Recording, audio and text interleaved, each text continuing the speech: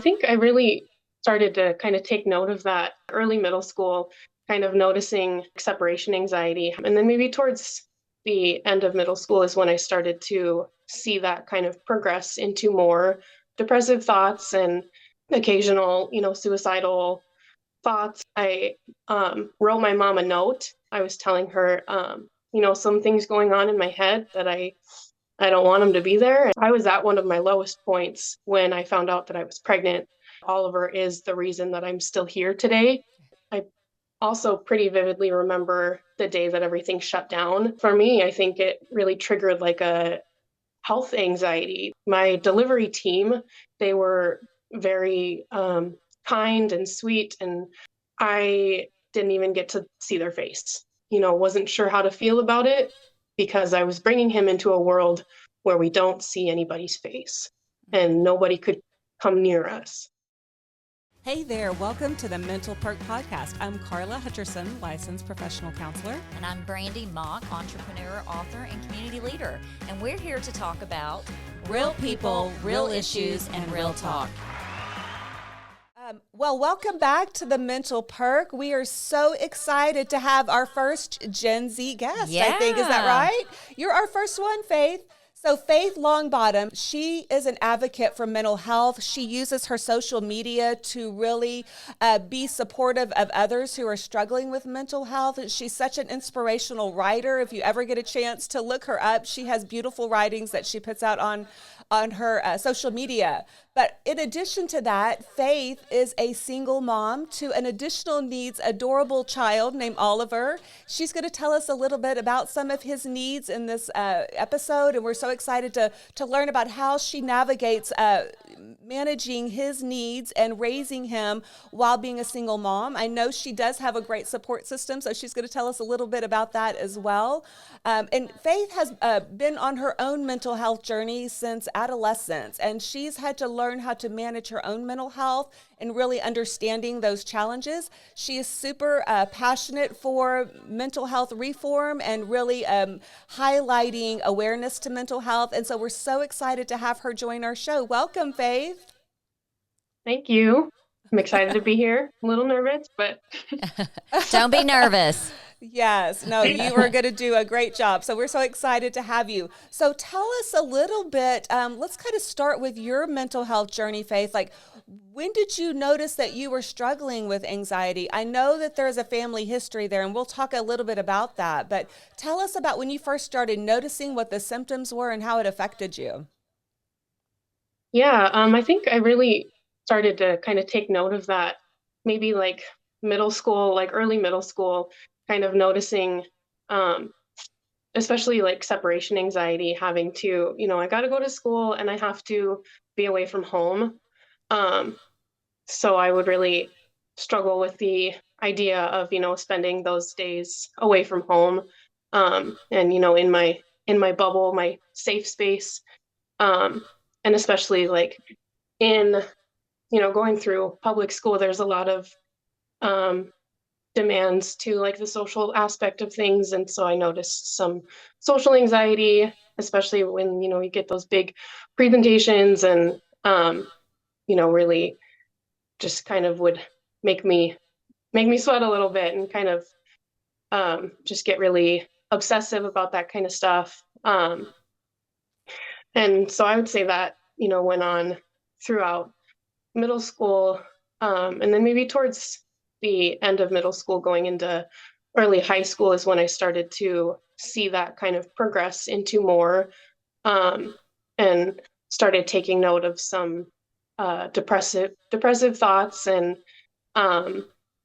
occasional, suicidal thoughts. And I think that went on for quite a while before I decided that I couldn't and didn't want to do it alone.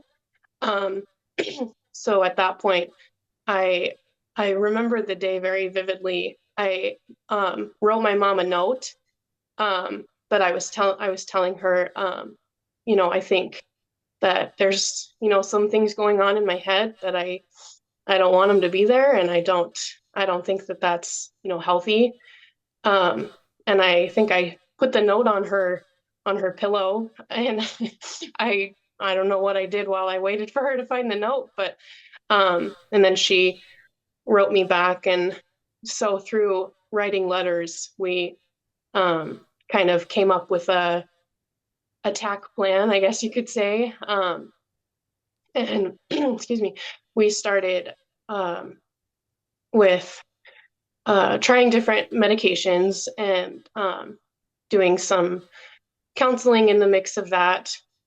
Um, and, the medicated side of things is just such trial and error. So there was a lot of struggle in that,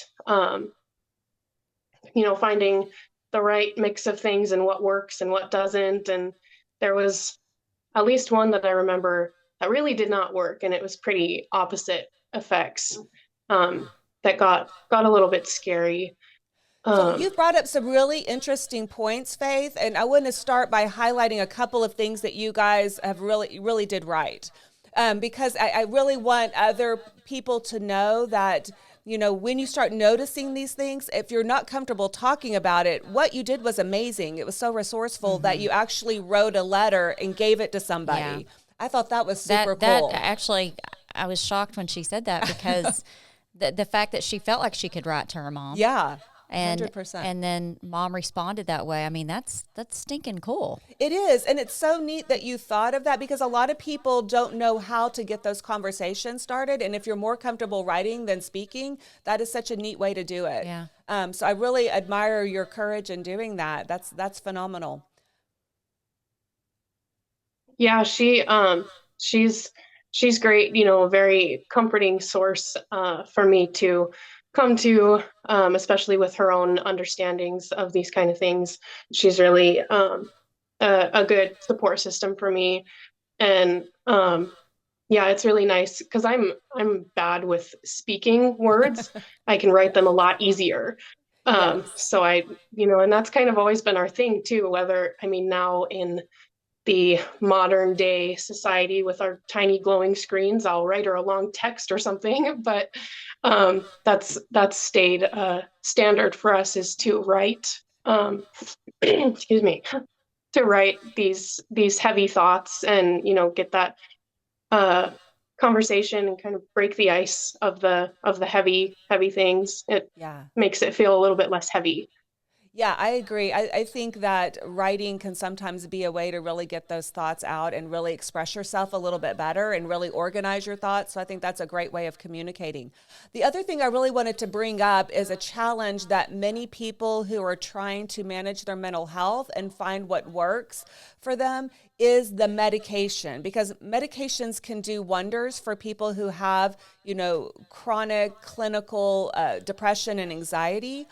But sometimes you have to do the whole trial and error thing, and there are side effects to certain medications that affect some people and not others. So I think it's great that you're bringing out the point of don't give up if one doesn't work. You have to work with your doctor and keep trying different medications until you find the one that metabolizes best with your body. Yeah, absolutely. And yeah, I think that's a huge point to stress, is 100% work through your doctor with it.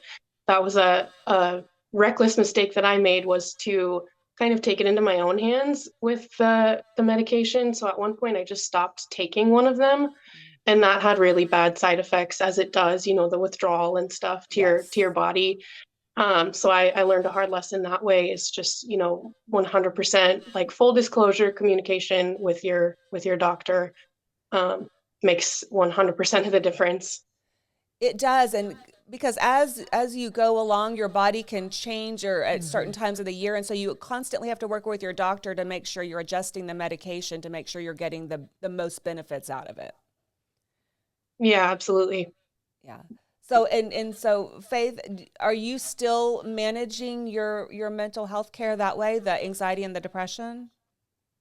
Yeah, I am. Yep, I've got a workup of of medication. I'm not seeing any counselors or therapists or anything, um, but I've kind of been considering it, just because I know that it can be and is really beneficial to just have that neutral space to talk to, and, just air your mind. And so I've been thinking about doing that, but I'm just not very good at talking to people. So Yeah, absolutely. Well, maybe you can start writing your therapist, and your therapist can write you back. I'm just still. I think I that is think a that's neat tool. amazing. Yes, Like, no, How empowering. many how many people, just with your short little story here that you're telling, Faith, are you going to be able to allow these other Gen Zs or even adults? Yeah. I say adults, you're an adult, but non-Gen Z, to write how they feel? Because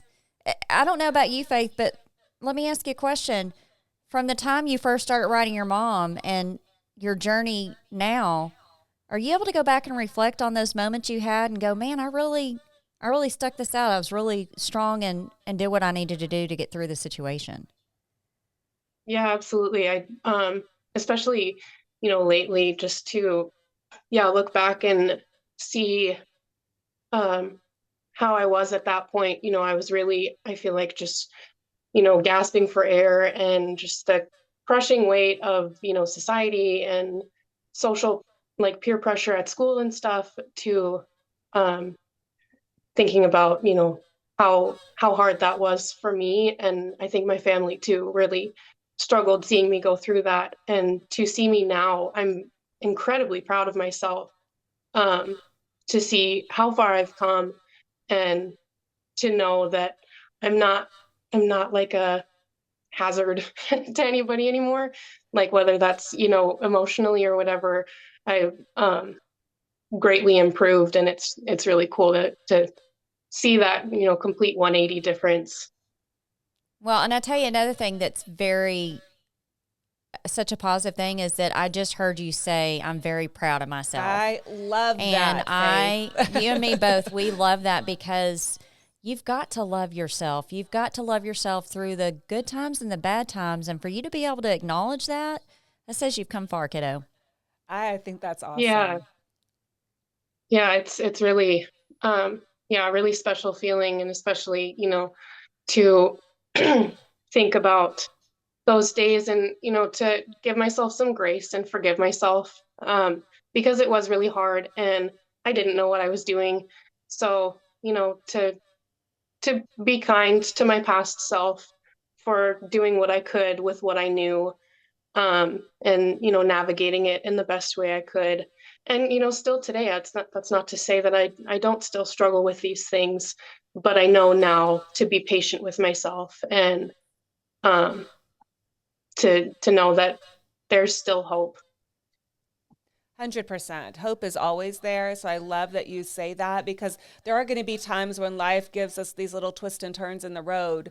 And to know that hope is there and that you've conquered so much already helps you to get through those things.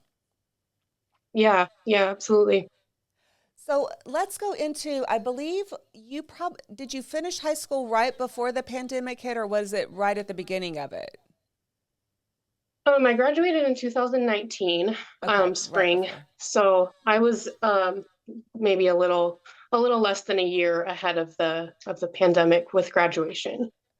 But what you did find out during this time was that you were pregnant, right? Right before the Yeah, pandemic hit.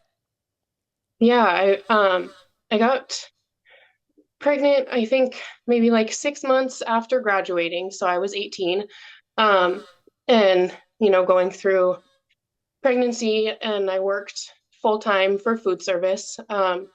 And so I also pretty vividly remember the day that everything shut down, and how scared I was, because at that point I was very pregnant, and the world just stopped in its tracks. And the everybody's vibes and energy towards each other, it just was a drastic change. And I remember being afraid for, what that meant for mine and my child's future. If it's ever going to get better, or am I going to, raise my child in a world where nobody gets to see each other's faces. It's just like it was a really isolating feeling. Um, yeah. So I can imagine with your mental health struggles that you've had or challenges in the past, I bet the pregnancy and being in the midst of this pandemic really activated those symptoms for Mm-hmm. you. Yeah, it definitely did. Yeah, definitely like the anxiety. Um, and I think that's the case for a lot of people. It really either brought out anxiety that they didn't know they had, or, if you were already predisposed to anxiety, it just really heightened those feelings. And kind of for me, I think it really triggered like a health anxiety that I didn't know was there because I wasn't just taking care of myself. I needed to also protect my unborn child, um, and try to, uh, I guess, plan ahead as much as I could for that future. Um, so yeah, it was, really an anxious time, and also just like I said, the isolation. It's it's just really lonely, and can trigger some heavy depression too. Yeah, 100%. I mean, I'm sitting here listening to you saying all of this at being 18 years old, and I'm I, thinking about myself at 18 I, years old. I was well, like, I'm listening to her and I'm like, you're so wise beyond your years. Are you sure yes. you're Gen Z? I know, I that's don't just crazy. associate I with was like, the I don't even know typical. how I could have navigated what Uh-uh. you navigated. Yeah, it was really just like taking it day by day, and because especially at that point, you just had no clue what was happening, and so again, I just kept doing what I could with what I had, and um, but that's not to say that it wasn't hard and it wasn't terrifying, and I questioned everything that the world was throwing my way, but I especially at that point I persevered because I had more than just myself to worry about. And I really think that, I mean, I swear up and down that Oliver is the reason that I'm still here today. Oh. Um, I was at one of my lowest points when I found out that I was pregnant. Um, and it was at that point that I realized it's not just about me, and I need to stay because there's this little, I don't know who you're going to be, but you are counting on me, and I need to stay for you because I want you to know who I am. And I think it's really cool to think about, someday I'll get to tell Oliver, um, just how much I went through to be this person for him, and for him to know that hard work pays off, I guess.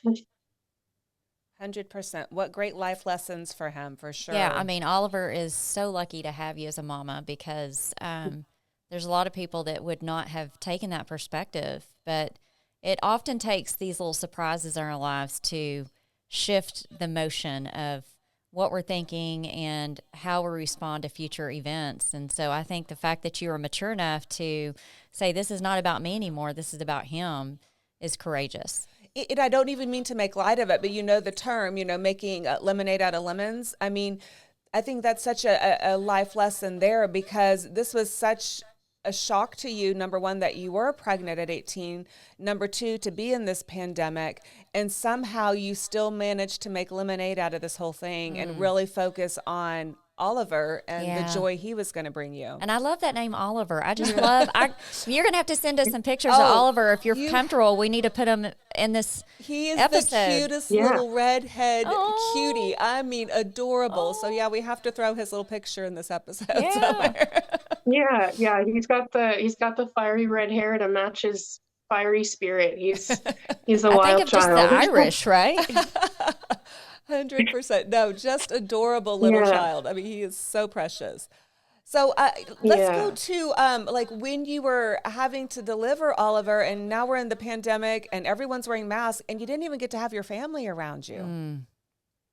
Yeah, yeah, that was really hard. And looking back again, I think in those in those moments you just are going through the motions. And I mean, again, I think that's kind of the case for anybody that's, giving birth. You don't have a clue what's going to happen, so you just have to go with it.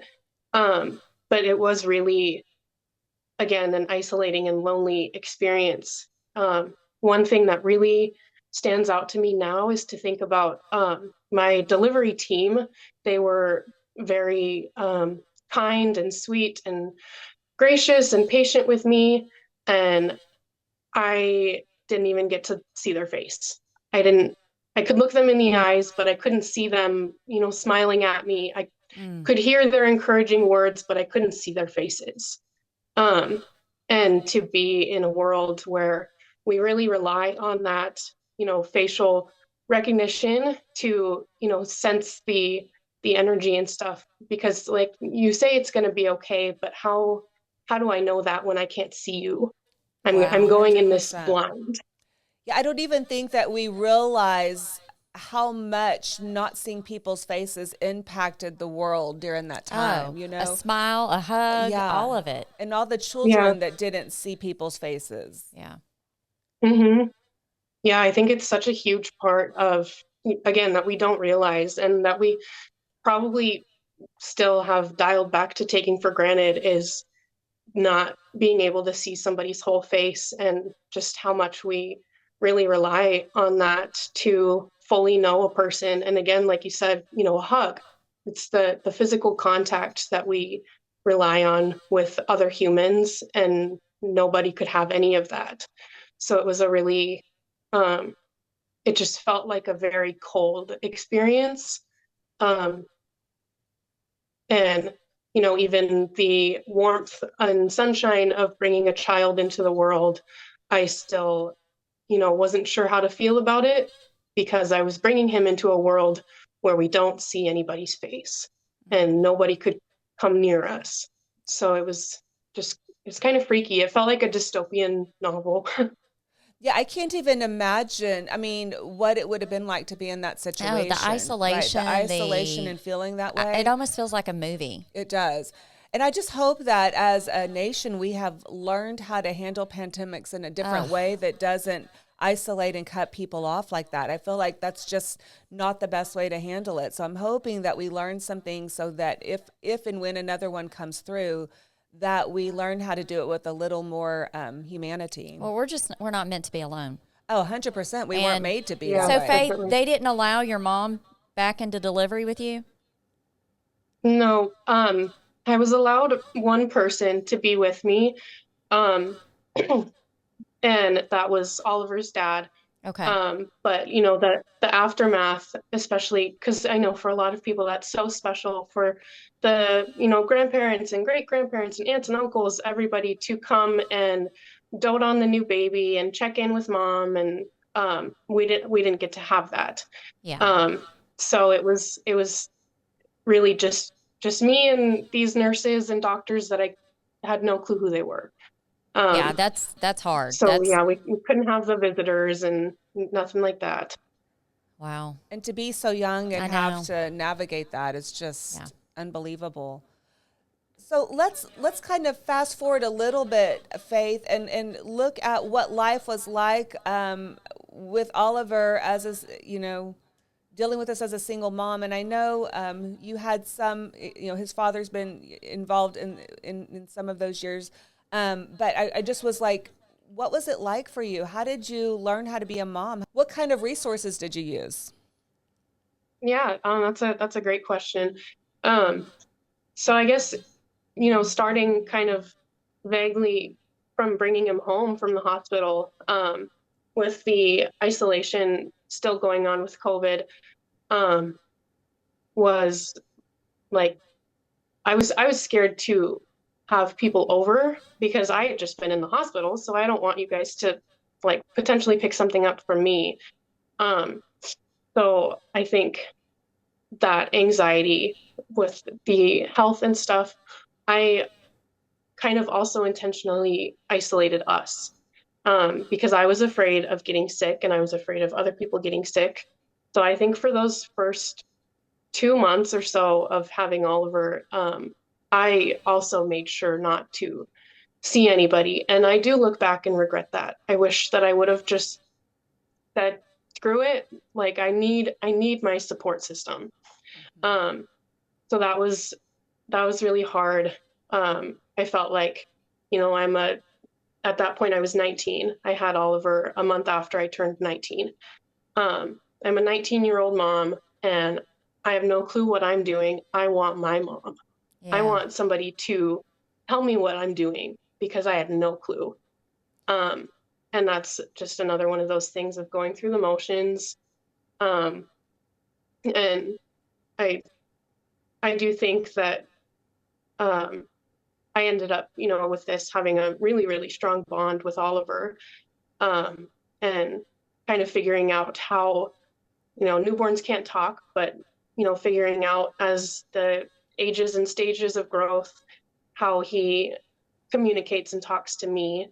Um, and I can't stress enough that we grew together, then we learned together and navigated a brand new world at the exact same time because I had no clue either.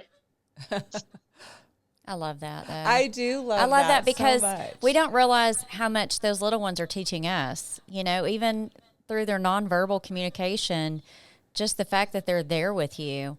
And here's the thing, Faith, I heard you say, you'd have gone back and done things differently. I think anybody that went through the pandemic, which is the whole world, I think we're all saying that now. We would have done a lot of things differently because there were people that unfortunately lost their lives. They couldn't be with their loved ones when they passed. There's births that were happening, like with you. I mean, the isolation from needing mama to help the new mama navigate through Hmm. little Oliver's life. I mean, those are all things that are very normal, but then we had to top it off with COVID. So I think the fact that you did what you did was pretty amazing. Yeah, and I think that the neat thing is since that time, you've really been able to bond with Oliver's been able to bond with his grandparents and they're really involved in his life now. Yeah, yeah, definitely. And that's yeah, the doing what I could with what I knew and what I had, um to now, and kind of again forgiving myself for, making quote like mistakes. Um and just looking at now how well it actually did turn out, um going from a point of, not having a clue how we're going to, get through each new turn and navigating everything, to seeing now that it turned out okay, and how close he and I both get to be to our support system, and how strong the village really is for us. I love that. I do too. I do love that so much. So, Faith, as Oliver's growing, you started to notice some differences for him or things that maybe you weren't sure about. Tell us a little bit about some of those things that you noticed and how you got the help that you needed.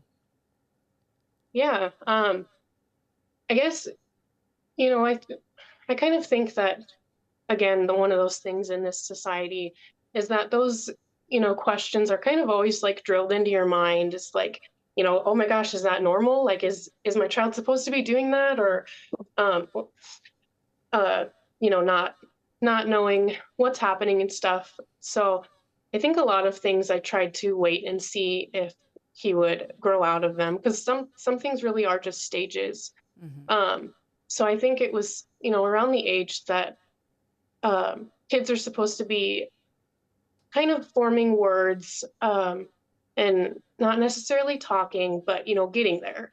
Um, he had started talking, but then I would say a few months later, he stopped, and went back to a lot of like grunting and babbling, um, and never really picked it back up. He could do very basic stuff.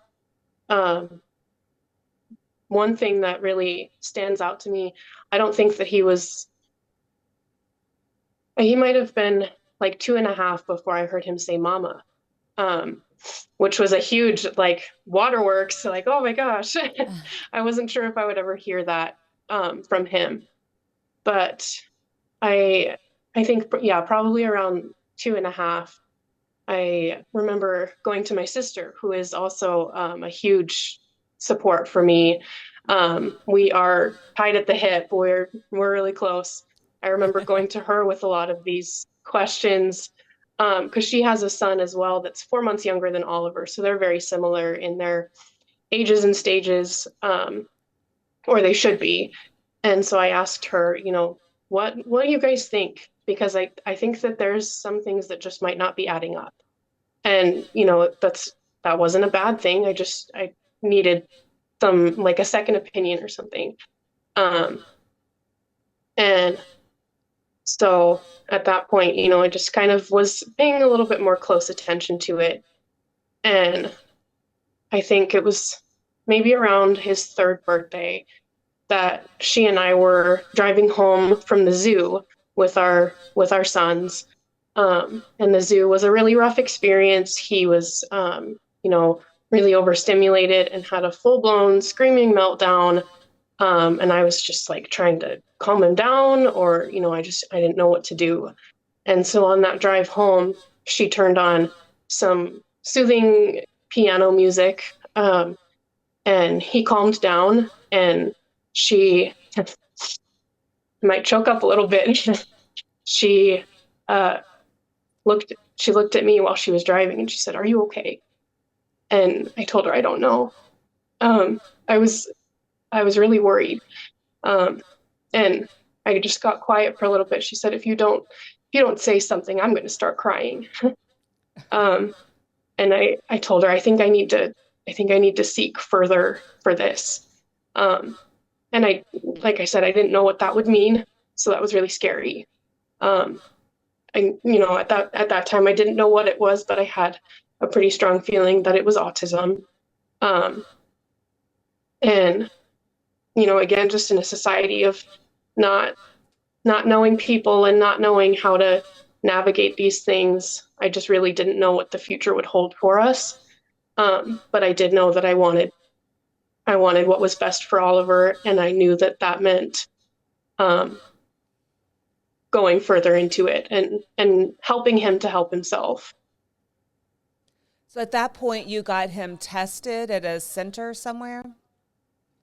So it was actually at that point I had started first with his pediatrician, where she gave me a referral for speech therapy. And we started speech therapy and we had done that for a few months before I decided to also start him in occupational therapy.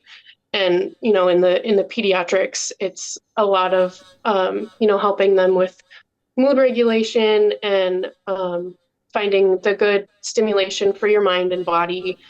And I think it was around the time that we were doing occupational therapy that I was able to start working with what is called Montana Developmental Assessment Clinic. Mm-hmm.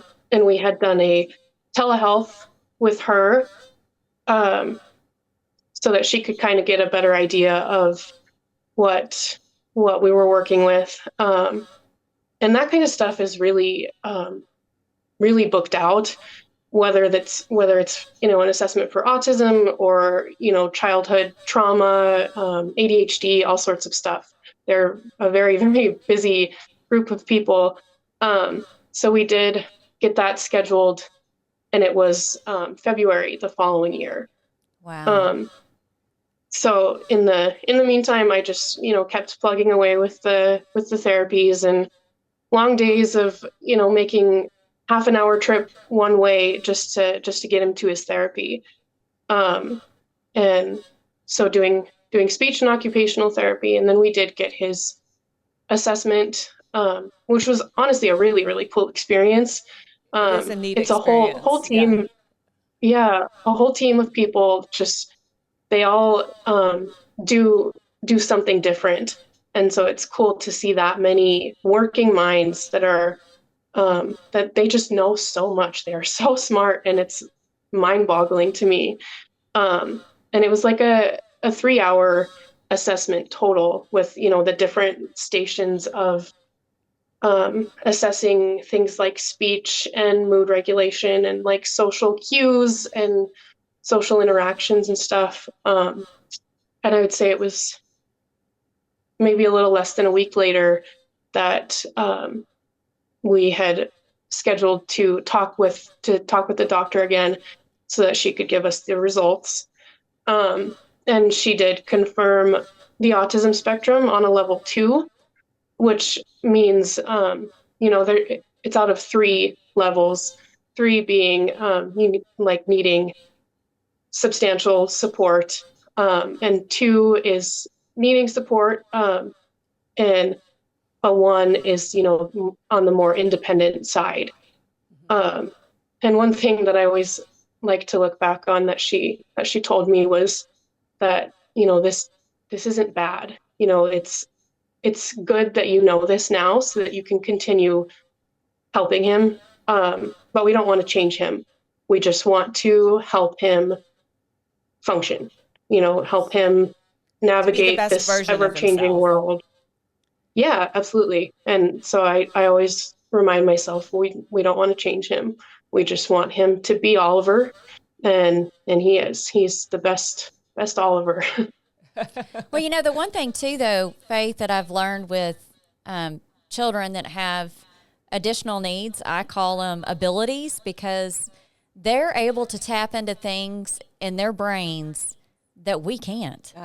And I find that as an ability for these kids, because I think that they're teaching us so many things that we take for granted every day. Absolutely.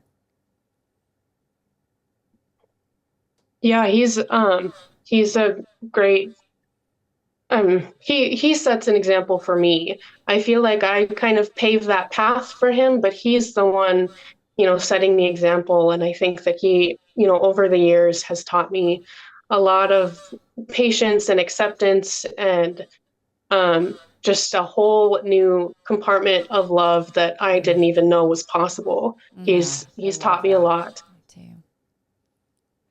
Yeah, and when I see you write, you do write-ups about him, and just, you're really almost doing a journal on your Facebook of, life with Oliver. And so I love that so much, because there's so much to learn from that for other people who are also dealing with these issues. Yeah. I tell myself that, I write these things, and I keep a little, separate journal of them, just, keep it on hand, but I also will share them because I do like to think that it, even if, somebody's not, navigating, raising kids with, autism or special needs or, whatever it may be, I think that there's a lot that somebody can take away from it in any realm, of struggles, and to, I don't know, just know that there's, I guess, solidarity in the hardship. Oh yeah, I know for a fact just what you're doing, and you'll have to share that with us so we can put it on our page when we get ready to go live on this episode, because I want people to be able to reach out to you, Faith, and be able to ask you questions, or you guys are able to encourage each other because they may be on the same journey or gone through that journey that you're going through currently. And it's just resources.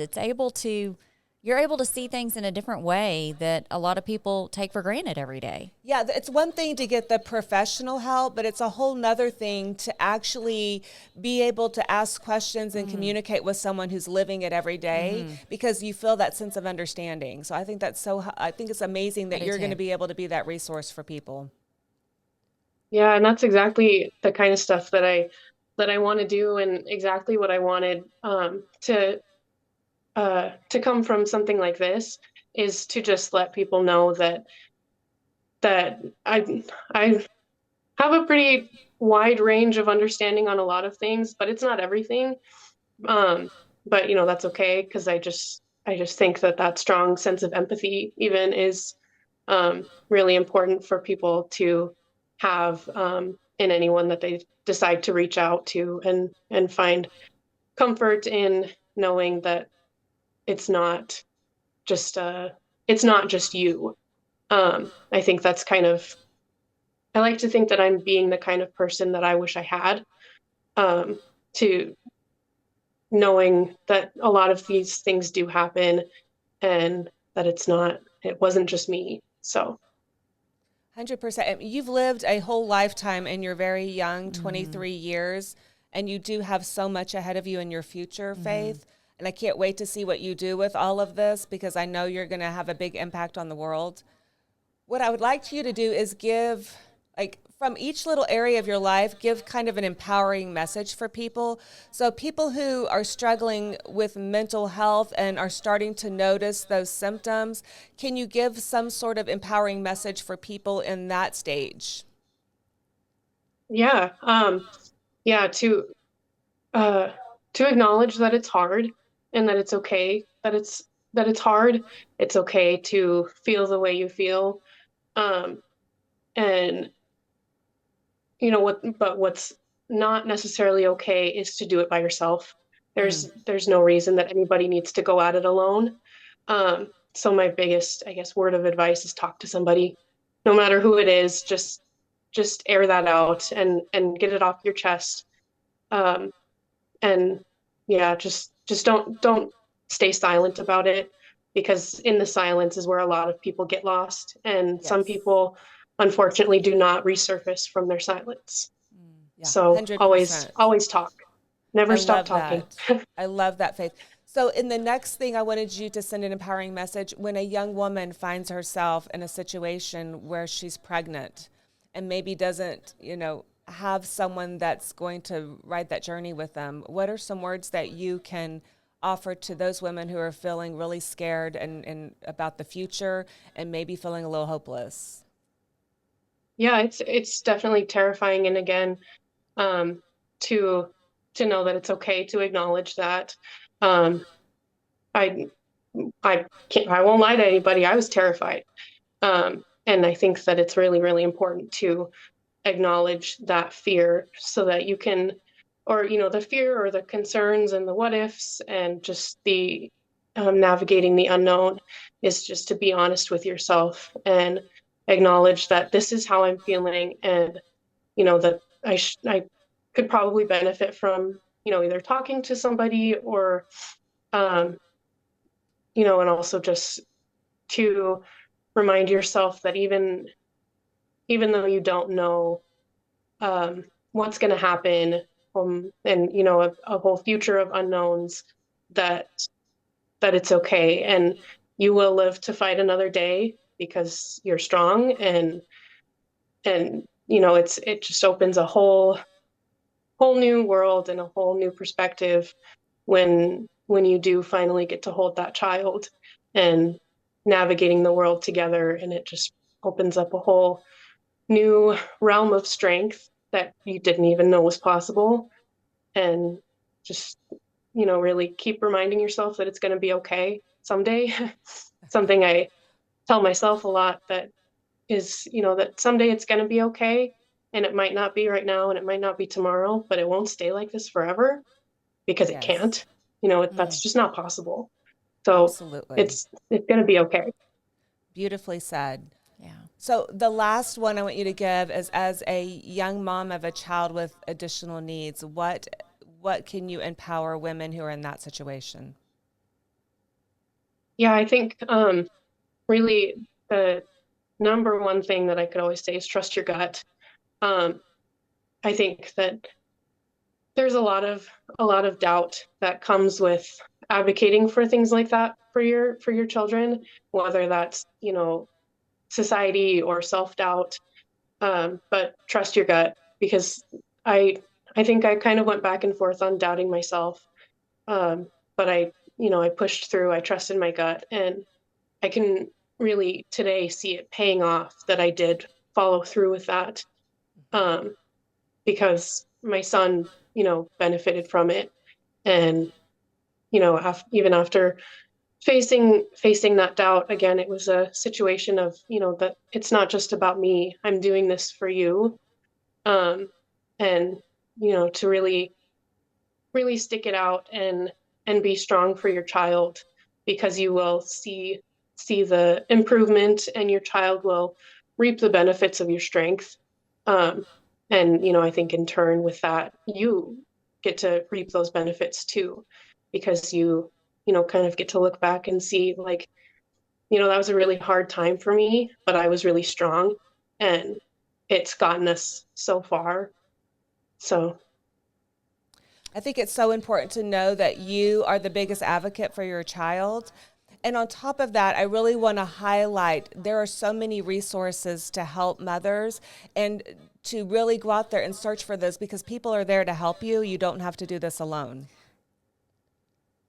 Yeah, yeah, absolutely. I totally agree. Whether those, those resources are like me, with the tight knit family support, or there's just a quick Google search away of help for young single moms, or struggling, anybody that's in a struggle. There's always something out there to help help you navigate that situation. Um, and yeah, strongly encourage people to look into that stuff so that you can have that Well, extra strength to get through it. well, Faith, Oliver is lucky to have you, and you're so lucky to have Oliver. And let me tell you, even more so, our audience is super lucky to have your testimony and to be able to navigate people that are in your situation, young or old. I mean, you just 100%. You're such a wise young adult. I'm like listening to you. You seem like such an old soul. So I know you're not, but I want to tell you thank you for being on the show and sharing your heart and sharing your journey, because I know your story is going to help people. And I know Oliver is so proud of his mama. He may not be able to tell you right now, but he's going to tell you he is so proud of his mother. Well, we cannot wait to see what you do in the future, Faith. We know that you're going to be able to take this journey that you've been on, and you're going to be able to impact so many. Yeah, I sure hope so. That's my mission, is to, change the world, even if it's just one person's world. I want them to know that it's okay. That's perfect, Faith. Thank you so much for being on our show, and we cannot wait to get this out for others to hear. If you or anyone you know is struggling with mental health issues, please reach out to talk to someone you trust.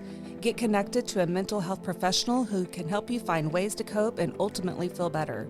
If you are having suicidal or self-harm thoughts or thoughts of hurting another person, please go to the nearest ER, call 911, or contact the National Suicide Hotline at 988.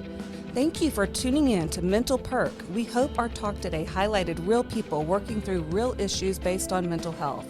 Our goal at Mental Perk is to make sure every one of you knows you're worthy. We're in this together.